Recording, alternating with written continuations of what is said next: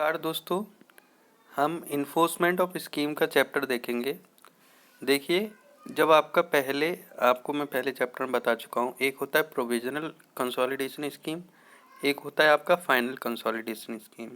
जो आपका provisional consolidation scheme इसलिए बनाया जाता है क्योंकि ह्यूमन एरर होने के चांसेस होते हैं कि कंसोलिडेशन स्कीम सही से ना बन पाई हो। तो उसको जो है चेक किया जाता है, नेसेसरी चेंजेस ब्रॉट आउट किए जाते हैं, जो भी आपको लाने होंगे उसमें जो है नेसेसरी चेंजेस बनाए जाते हैं, जो भी रिक्वायर्ड है उस हिसाब से। फिर उसको जो है फाइनल स्कीम की तरह तैयार किया जाता है कि ये रही आपकी फाइनल कंसोलिडेशन स्कीम। जब आपकी फाइनल कंसोलिडेशन स्कीम तैयार हो जाती है तो उसके बाद आप जो है नोटिफिकेशन में निकालते हो कि ये फाइनल कंसोलिडेशन स्कीम आपकी जो है तैयार हो गई। फाइनल कंसोलिडेशन स्कीम जब आपकी तैयार हो जाती है, उसी दिन से जब आपने नोटिफिकेशन निकाला है, उसी दिन से जो टेन्योर होल्डर हैं वो पोजीशन लेने के लिए एंटाइटल्ड हो जाते हैं, जो उनके लिए ज़मीन आपने अलॉट कर दी है। जैसे ही ज़मीन आपने अलॉट किया, मान लीजिए किसी को कर दी, मान लीजिए मुझे ही कर दी कि लवलेश यादव को ये ज़मीन आपने अलॉट कर दी है, ठीक है। अब जब मुझे आपने जो ज़मीन अलॉट की है भैया, तो वो जो ज़मीन है वो उस दिन से, जिस दिन से आपने नोटिफाई किया है, उस दिन से मेरा हक होगा कि मैं उस पर पोजीशन ले लूँ। अब जैसे मान लो मैं उस पर पोजीशन लेता हूँ, यानी कि लवलेश जी आप जो है पोजीशन ले रहे हो, हम जाके पोजीशन लेते हैं तो उस पर देखते हैं कि उस पर कुछ पेड़ खड़े हैं, उसमें एक कुआं भी खुदा हुआ है, उस पर कुछ इम्प्रूवमेंट भी है।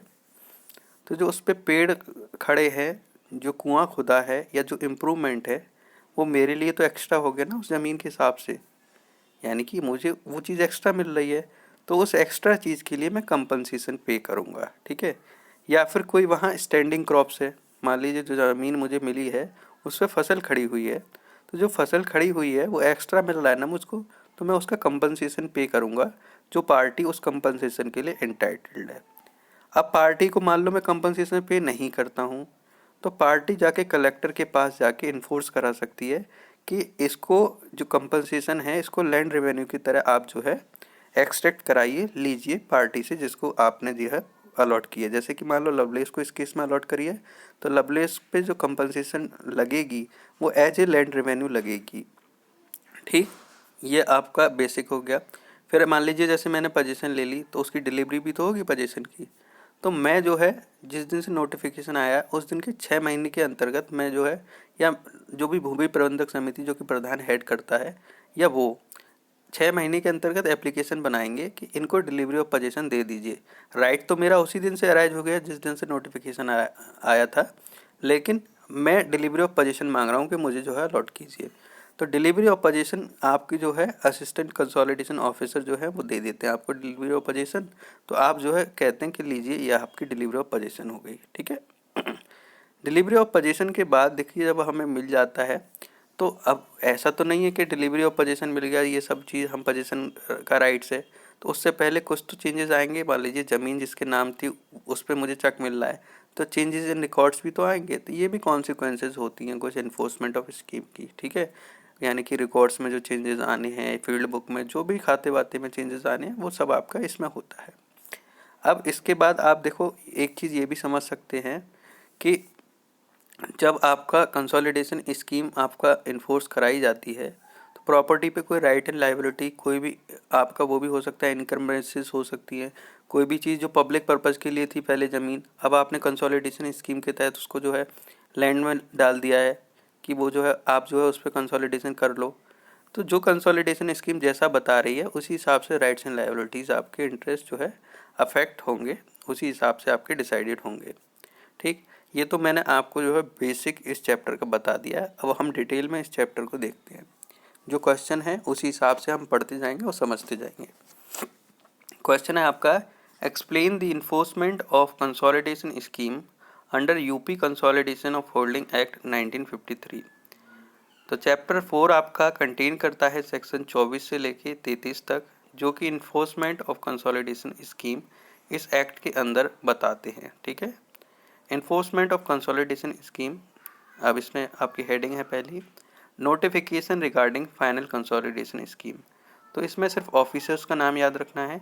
सेटलमेंट ऑफिसर जो हैं कंसोलिडेशन के, वो फिक्स करेंगे फाइनल कंसोलिडेशन स्कीम जो है किस डेट को फोर्स में आएगी, और जिस डेट को आप फोर्स में बताते हो उसी दिन से टेन्योर जो है टेन्योर होल्डर का राइट हो जाता है कि वो पोजीशन ले सकता है जो प्लॉट उसको अलॉट किए गए हैं। अब सेकंड हेडिंग देखते हैं, tenure holder obtaining position to be liable for payment of compensation. जैसे मैंने बताया था कि अगर टेन्योर होल्डर पोजीशन ऑब्टेन करते हैं, उस जमीन पर कोई भी ट्री या बेल या कोई भी अदर इम्प्रूवमेंट है, तो आप जो है कंपनसेशन के लिए लायबल होगी, यानी कि जो पोजीशन ले रहा है कंपनसेशन पे करेगा। ठीक है। अब preparation of new revenue record section 27 में बताया है। तो जो डिप्टी डायरेक्टर ऑफ कंसोलिडेशन, मैंने फिर कहा आपसे अथॉरिटीज़ आप याद रखना, बस अथॉरिटीज़ का खेल है कंसोलिडेशन में। तो जो आपका डिप्टी डायरेक्टर ऑफ कंसोलिडेशन होता है वो प्रिपेयर करेगा प्रत्येक विलेज के लिए एक नया मैप, फील्ड बुक या जो भी record of right consolidation area के रिस्पेक्ट में है, जो भी एंट्रीज आपने जो है सेक्शन 7 के थ्रू बनाई है उसके तहत। आप खसरा चकबंदी भी करेंगे, नया रिकॉर्ड बनाएंगे तो खसरा चकबंदी भी आप करेंगे। एनुअल रजिस्टर जो प्रिपेयर हुआ है सेक्शन 10 के तहत, आप उसको भी भैया जो है फाइनल कंसोलिडेशन स्कीम में भैया जो है आप जो है बताएंगे।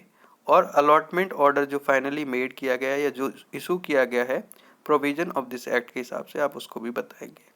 अब डिलीवरी ऑफ पोजीशन, ये सेक्शन 28 में दे रखा है कि सेक्शन 28 में क्या दे रखा है, जो असिस्टेंट कंसोलिडेशन ऑफिसर है, जब आपने जो पब्लिकेशन हो गई है आपकी जो है नोटिफिकेशन आपने जारी कर दिया है, उसके 6 महीने के अंतर्गत आप जो है असिस्टेंट कंसोलिडेशन ऑफिसर को एप्लीकेशन दे सकते हो कि भैया जो है हमें जो है जो एक्चुअल फिजिकल पोजीशन दे दी जाए प्रॉपर्टी की। कंपनसेशन सेक्शन 29 में 24 क्लॉज 2 में भी बताया और सेक्शन 29 में भी बताया। जो मैं बता रहा था, कहीं आपको स्टैंडिंग क्रॉप्स मिल गई, खड़ी हुई फसल मिल गई, तो उस फसल का आपको कुछ फ़ायदा होगा तो उसको आपको कंपनसेशन के रूप में पे करना पड़ेगा जो पर्सन आपका इंटाइटल्ड है। तो जो पर्सन इंटाइटल्ड है वो किसको अप्लाई करेगा, कलेक्टर पे अप्लाई करेगा, और कलेक्टर उसको कैसे इन्फोर्स कराएगा, जैसे कि लैंड रेवेन्यू हो ज़मीन पर। ठीक है, ये आपका बोला गया है, ये 29A में बोला गया है कि आपका कैसे आपका रिकवरी ऑफ कंपनसेशन होता है, ये मैं बता चुका हूँ। अब कॉन्सिक्वेंसेस क्या एंस्यू करेंगे, मान लीजिए जो भी राइट्स एंड लायबिलिटीज़ जो टेनर होल्डर पहले होल्ड करता था उस ज़मीन को, वही सेम आप राइट्स एंड लायबिलिटीज़ रखेंगे, राइट्स टाइटल इंटरेस्ट लायबिलिटीज़ वो सारी चीज़ें। ठीक है। उसके बाद टेनर होल्डर जो पोजीशन आप एंटर कर रहे हो, आपके पास same rights and title liabilities तो आ गई है। अब लेकिन अगर मान लीजिए कोई भी आप प्राइवेट सोर्स से आप कोई इरिगेशन यूज़ कर रहे हो, तो वो बंदा जो आएगा वो भी आपका जो है प्राइवेट सोर्स से इरिगेशन यूज़ करेगा। ठीक है। अगर मान लीजिए कोई भी लैंड जो है गांव सभा या लोकल अथॉरिटी में बेस्ड थी, ये मैं बता चुका हूँ 117 और 117A में, तो ये मान लिया जाएगा इनको अलॉट कर दी गई हैं, ये मैं पहले भी बता चुका हूँ पहले की वीडियो में। उसके बाद जो भी राइट पब्लिक का या फिर कोई भी इंडिविजुअल का है किसी भी लैंड में, जो कि क्या कहते हैं आपका 19A के थ्रू हमने डिक्लेरेशन बनाई थी कि ये चक जो है पब्लिक के लिए यूज़ है या उसके लिए यूज़ होता है, तो वो डिक्लेरेशन आपकी सीज कर जाएगी। और जो भी लैंड है जो कंसोलिडेशन स्कीम में आपका मेंशन है कि इसके रूप में आपका क्रिएट की जाएगी, लैंड इस तरह से यूज़ होगी, कंसोलिडेशन स्कीम जैसा बताती है उसी हिसाब से लैंड को यूज़ किया जाएगा चकबंदी के बाद। ठीक है। जो भी इनकम्बरेंसेस है, अगर किसी भी ओरिजिनल टेनर होल्डर के कोई आपकी लायबिलिटीज़ थी, कोई रिस्पॉन्सिबिलिटीज़ थी, ठीक है, तो भैया वो जो है मान लीजिए लीज या मॉर्गेज के थ्रू थी या कैसी और भी थी, तो वो सीज कर जाएंगी जिस डेट से आपका जो है कंसोलिडेशन स्कीम आपकी नोटिफाई करिए। अब उस पर कौन कैसे राइट्स सब यूज़ करे जाएंगे, जो भी फाइनल कंसोलिडेशन स्कीम आपका निर्धारित करेगी उसी हिसाब से उसमें राइट्स लायबिलिटीज़ क्रिएट की जाएंगी। ठीक है। कॉस्ट आपकी कौन बियर करेगा, जो भी कंसोलिडेशन ऑपरेशन यानी कि जो भी चकबंदी के कार्य में जो भी खर्चा आया है, ठीक है, तो स्टेट गवर्नमेंट उन टेन्योर होल्डर ऑफ यूनिट पे, जिस यूनिट पे चकबंदी कार्य चला है, उन टेन्योर होल्डर्स पे कॉस्ट आपका जो है इम्पोज कर सकती है। तो ये चैप्टर आपका ख़त्म होता है। नेक्स्ट चैप्टर आपका मिसलेनियस। मिसलेनियस ये है कि अगर कोई भी कंसोलिडेशन ऑपरेशन चकबंदी कार्य आप ख़त्म कर रहे हैं, तो चकबंदी कार्य ख़त्म होने पर उस पर शॉर्ट नोट लिखना है आपको। देखिए कंसोलिडेशन ऑपरेशन का क्लोजर जो है वो सेक्शन 52 में बताया गया है। तो ये बताया गया है कि जैसे ही आप फ्रेश मैप या रिकॉर्ड तैयार करते हैं 27 क्लॉज 1 के तहत, तो स्टेट गवर्नमेंट एक नोटिफिकेशन इशू करेगी ऑफिशियल गैजेट में कि कंसोलिडेशन ऑपरेशन आपके ख़त्म हो गए हैं। कि इस विलेज में या बहुत सारे गांव में कंसोलिडेशन ऑपरेशन आपके ख़त्म हो गए हैं। अब जो है कंसोलिडेशन ऑपरेशन यहीं तक थे, लेकिन इसका मतलब ये नहीं है कि स्टेट की पावर ख़त्म हो जाएगी कि वो कॉस्ट इम्पोज ना करें या फिर भैया जो है फिक्स ना करें, डिस्ट्रीब्यूट ना करें, रिकॉर्ड ना करें कॉस्ट। तो कॉस्ट तो आप कर सकते हो, स्टिल यू हैव पावर, यानी स्टेट गवर्नमेंट के पास स्टिल पावर है। अब जो नोटिफिकेशन आप क्लोजर से रिलेटेड बनाओगे वो डेली न्यूज़पेपर में आपको पब्लिश करना पड़ेगा, जो भी वाइड सर्कुलेशन में है उस एरिया में, ठीक है। अब 52 क्लॉज 2 क्या बताता है? क्लोजर ऑफ कंसोलिडेशन ऑपरेशंस के बारे में बताता है, ठीक। तो क्या क्लोजर ऑफ कंसोलिडेशन ऑपरेशन क्या इफेक्ट नहीं करेगा? एक तो वो केसेस इफेक्ट नहीं करेगा जो भी आपके जो है 226 ऑफ कॉन्स्टिट्यूशन ऑफ इंडिया में आपके जो है पेंडिंग है। यानी कि अगर मान लीजिए कोई भी लीगल राइट आपने जो है इन्फोर्स कराने के लिए 226 में आपने केस कर रखा है, तो वो जो है भैया आपके जो है केस वो जो है अफेक्ट नहीं करेंगे, ठीक है। वो चाहे नोटिफिकेशन की डेट के दौरान हो और जो है डी नोटिफिकेशन के बाद आपका जो है डिसाइडेड हुआ हो। डी नोटिफिकेशन क्या होता है? नोटिफिकेशन आपने कह दिया ना क्लोजर, मतलब क्लोजर जो है अब हो रहा है आपका कंसोलिडेशन ऑपरेशन का, इसका मतलब डी नोटिफिकेशन हो गया। तो आपका जो है नोटिफिकेशन के दौरान अगर कोई भी पेंडिंग केस था और या फिर वो बाद में डिसाइड हुआ है तो वो केसेस आपके इफेक्ट नहीं होंगे। दूसरे, कोई भी कंसोलिडेशन अथॉरिटीज़ के सामने कोई भी at the time of D notification, ठीक है, और आपका जो है पेंडिंग है और जजमेंट उसके बाद में आया तो वो केसेस आपके जो है इफेक्ट नहीं होंगे, ठीक। उसके बाद जो भी जजमेंट दोनों केसों में यानी कि अथॉरिटीज़ या हाई कोर्ट के द्वारा जो भी जजमेंट दिया गया है वो कंसोलिडेशन अथॉरिटीज़ के जो कंसोलिडेशन अथॉरिटीज़ हैं उसको पूरी तरह से इम्प्लीमेंट कराएंगी। इसका मतलब ये नहीं, जो नोटिफिकेशन है D notification of consolidation operation would not affect any thing, ठीक है। यानी कि D notification of consolidation operation वो अफेक्ट नहीं करेगा किसी भी जजमेंट को, ठीक है। वो प्रॉपरली इम्प्लीमेंटेड कराए जाएंगे कंसोलिडेशन अथॉरिटीज़ के द्वारा, ठीक।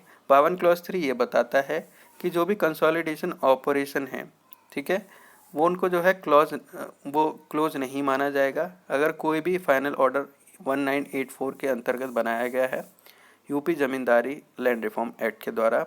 और इस ऐसे ऑर्डरों को हम जो है कंसोलिडेशन अथॉरिटीज़ आपका जो है इफेक्ट में ला सकती है। तो वैल्यू ऑफ लैंड को ध्यान में रखते हुए और जो भी वैल्यू आपकी जो भी डिडक्ट करनी है उसको ध्यान में रखते हुए, या जो भी टेनर होल्डर कंसोलिडेशन प्रोसीडिंग के दौरान वैल्यू के लिए लायबल है, इंटाइटल्ड हैं, उसको देखते हुए, तो ये सारी तीन चीज़ें देखते हुए आप जो है ये चीज़ें जो है आप जो है क्या कर सकते हो, इफ़ेक्ट करा सकते हो ऑर्डर को। तो ये आपका ख़त्म होता है यहाँ। नेक्स्ट है आपका सिविल कोड का UP consolidation of holding act में ये 49, ये मैं पहले ही बता चुका हूँ तो इसको मैं दोबारा रिपीट नहीं करूँगा, ये 2 बार ऑलरेडी बता चुका हूँ। तो 49 पे आपका शॉर्ट नोट पहले ही हो चुका है। बाकी ये लास्ट वीडियो थी कंसोलिडेशन ऑपरेशंस की, यानी कि कंसोलिडेशन एक्ट की लास्ट वीडियो थी। और बाकी आप जो है मैंने 3 एक्ट तो शायद मैंने करा दिए हैं, यानी कि आपका यूपी लैंड रेवेन्यू कोड और आपका tenancy act 2021 and consolidation act 9 ये वाला 53 वाला 1953 वाला 3 करा दिए हैं। आपके 4 एक्ट रह गए हैं। 4 एक्ट में आपका टेनेंसी एक्ट जो पुराना वाला है वो शायद ज़्यादा पढ़ने की ज़रूरत नहीं होगी क्योंकि सिमिलर है। तो आपके 3 एक्ट आपको पढ़ने हैं, वो आप पढ़ लीजिएगा। धन्यवाद, मेरी तरफ से सिर्फ इतना ही। बाकी खुश रहिए और धन्यवाद।